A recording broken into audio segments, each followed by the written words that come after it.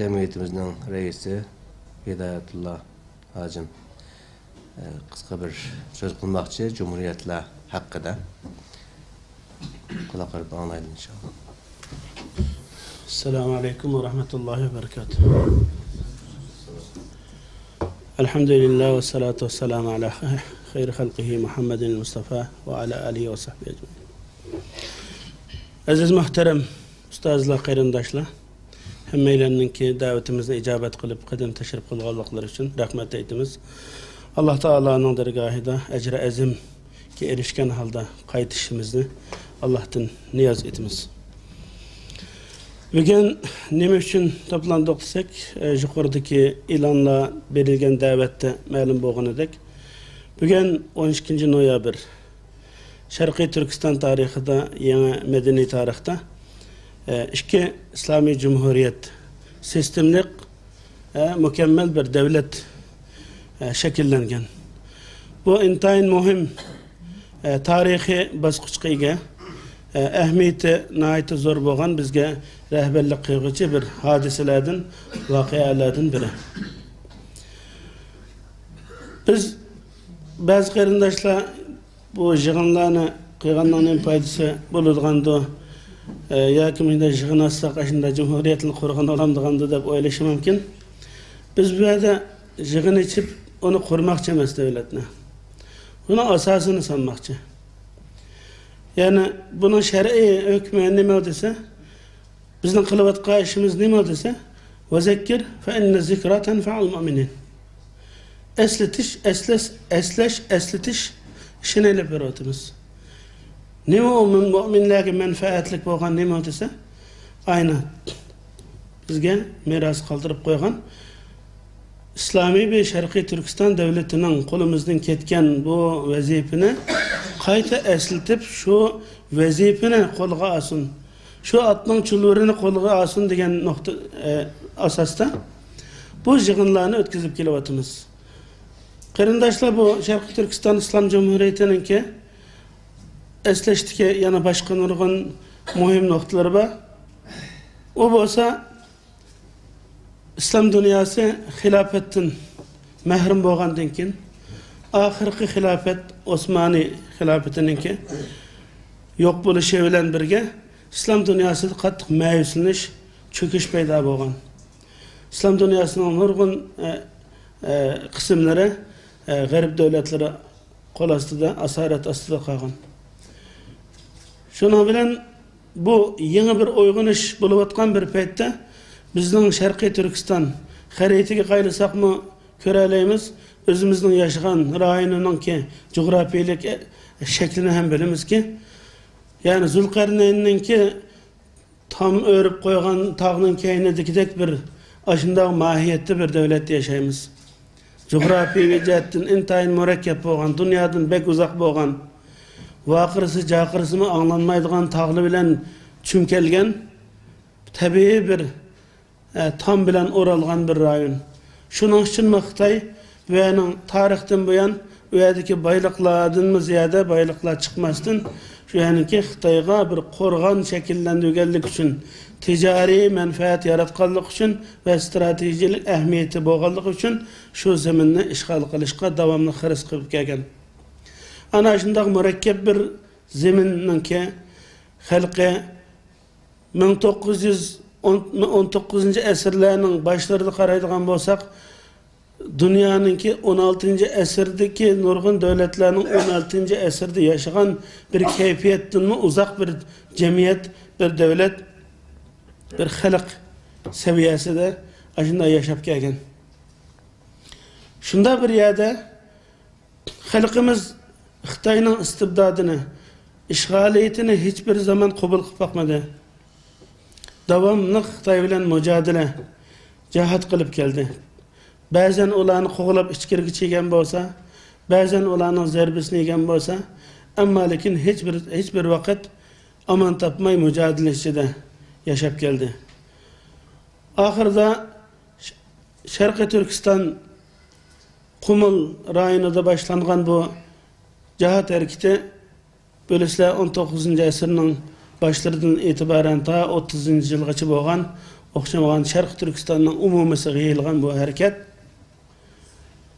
Bizningki cho'nglarimizning ichida Sabit Damallam, Hoji Niyaz Hojim qatorliq siyosiy, diniy olim mujohidlarningki qisqa bir zaman ichida chet elni bir ziyorat qilib kelishi bilan birga ularning o'ngida darhol bir davlat qurishning ahamiyatini tunib yetganlik uchun dunyo vaziyatini naytiz analiz qilib darhol bir asos tiklamasak bo'lmaydi ekan deb ba'zi kishilar bunga qitilmasimi, buni nayti keskin, ömrü qisqa bo'ldiganligini ko'zi yetib tursinmi, ammo ta'siri mana bugun biz ko'rayotgan, bugun shuning bayrog'i, shuning tikilgan ismi bilan şu meşruiyet, şu kazangan meşruiyet, kanuni haq, o'zi kazangan, o'zi imzo etib qo'ygan qonun bilan bugun bu davoni ilgari surib ketyapti xalq. Yani onun için mi bu Sharqiy Turkiston Islom Cumhuriyetining ahamiyati bek zo'r. Sharqiy Turkiston xalqi tarixda ikki cho'ng boshqa nurg'un milliy ustunlikni egallaydigan tarixiy hodisalar bo'lishi mumkin, ammo bizning ma'naviyatimizni asos qilib olgan chog'da Sharqiy Turkiston musulmonlari xilofat Rashidadan keyin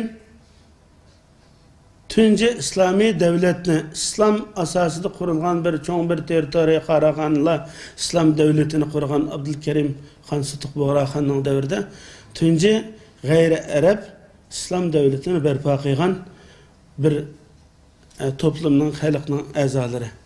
İkinci eng cho'ng bu xalqninki shunda kambag'alchilikda, shunda moddiy, ma'naviy, insoniy seviye kuchining intayin ojizligiga qaramasdan 1933'te Sharqiy Turkiston Islom Cumhuriyetini barpo qilish orqali zaminda bugungi yangi dunyo nizomnomasi ichida hamma narsani tanlab biqib, shallab biqib, xilofatni to'rt tarafdan yamish biqitib etgandikin Sharqiy Turkiston Islom Cumhuriyeti quramiz deb dunyoning yangi nizom ichida o'ziga xos bir davlatni, islomiy davlatni ijod qilib chiqqan.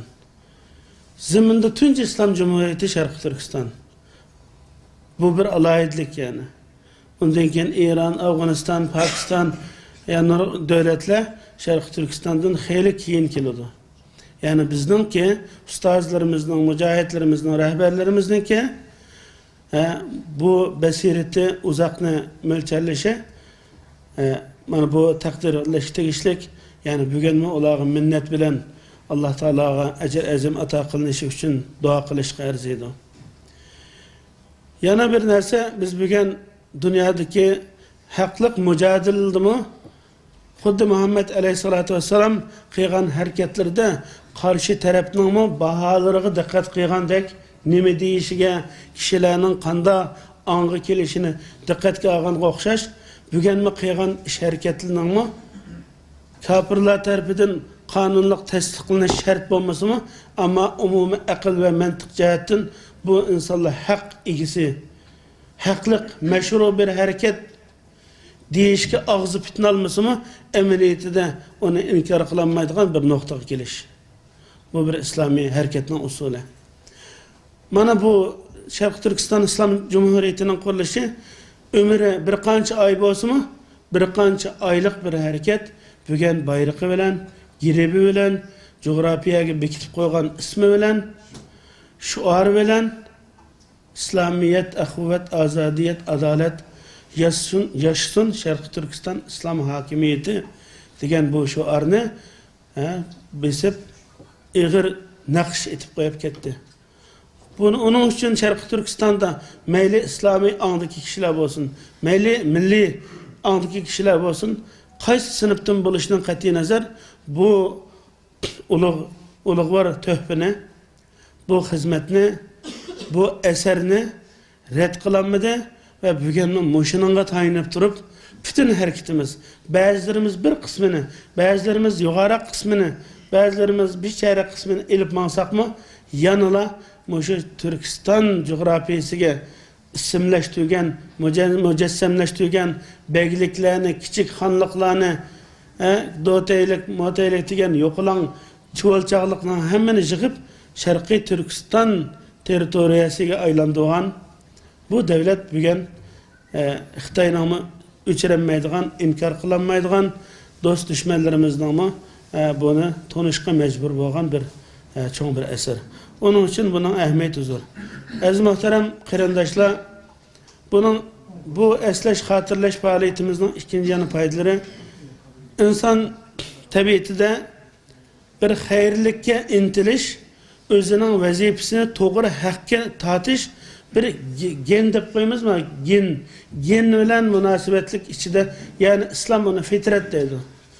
Fitrat deb bir narsa.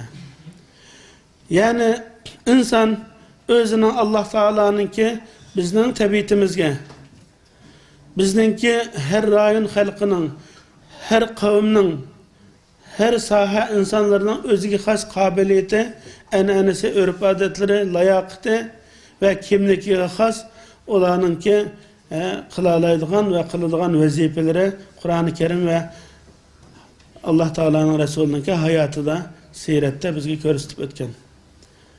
Şunun için biz bu meselelerni, şunun o'xshagan hadiselerni tarixte bizge iz qo'yib ketgan shunday hadiselerni eslashimizdagi muhim noktalardan birisi bizning fitratimizdagi o'zimizningki doirimizga mukallafiyatimiz bo'lganligi uchun idora qilish, parvarish qilish, qo'g'dash, ega chiqish ve mesuliyet babını ilip etkan çağdımı, endin her padişi özünün padisinden mesul diyen hadisinin ki kullukum ra'in ve kullukum mes'ulun en ra'yetihi asası da, yani bu bizim mesuliyetimizin esletiş, evlatlarımızga bu hizmetini, bu vazifeni hatırlatıp öteş. Şunun için qarindoshlar, Xitoylar nurg'un amaliy voqea hadisalardan cık tesirlendi qo'rqaydi, ama lekin insonlardagi şu haq mücadelesinin sahiplik karakterini inining yetilib qilishidan bak qo'rqaydi. Yani bazı hadiseler, bazı to'qinish hareketler bazen zaman çıkıdı, zaman yo'qolib ketish ehtimoli bo'ladi, vaziyat sharoitga yo'qib. Ama anınki iman e'tiqodning bununki yo'qolmaydigan bir narsa, insonning bu so'ngakning ichiga ta'sir qilmaydigan bir narsa, bu e'tiqod, iman, tushuncha, tafakkur, bu yo'qolmaydigan narsa. Onun için insonlarda şu e'tiqod, manhaj, g'oya, nasbil ayn shu narsaldagi şu xizmatni doim eslab va eslatib turish bizni tavlaydigan, bizni ma'rakadan, maydondan jiroqlashtirishdan qo'g'dab qoladigan, jiroqlashishdan qo'g'dab qoladigan bir omil bo'lganligi uchun bugun biz Sharqiy Turkiston Islom Jumhuriyatlarining 1933 va 1944-yili qurilgan bu Sharqiy Turkiston Islom davlatlari intayin mükemmel bo'lgan qonun dasturlari bilan ministerlik shurasi, askar, pasport, pul qatorliq narsalarninki hammasi bugun Sharqiy Turkiston zaminida va teshida bo'lsa-mu shu rayonning sahibligini da'vo qilgan kishilarga nisbatan bu ustozlarniki bu harakatlarni e'tirof qilmasdan bu yerga borolmaydiganligimizni ko'ksitib turdi. Onun için inşallah ustozlarimiz, cho'nglarimiz bu noktadan qimmatli fikrlarini biz bilan ham bahra bo'ladi. Onun için ben gapimni uzatmay, Allah Teala bizge en kısa zamanda, yani 3. qatimliq 12 noyabrdan müyesser qilishi, bahraman qilishi, ko'rishga nasib qilishini Allohdan arzu qilamiz, umid qilamiz, iltijo qilamiz va oxir davona elhamdülillahi robbil alamin.